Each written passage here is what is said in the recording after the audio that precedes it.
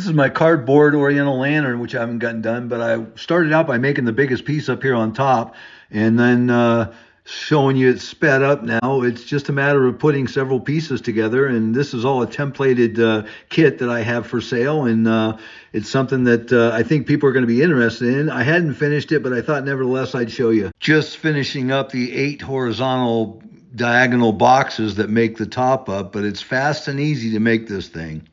This is our biggest piece, and it's not going to be a problem being heavy. Most of the concrete ones that you see, if they're this big, 2 or 3 of us would have to, it'd be a struggle. This thing will be lightweight, but it'll be very strong.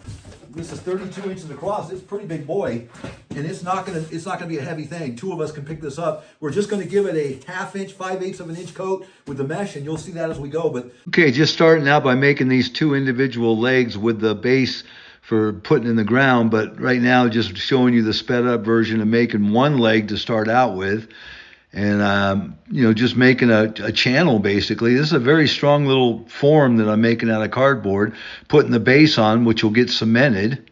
All right, well, I got the second leg. I started with that one and I just made this one, but I got to mud these to where they're 1 inch thick.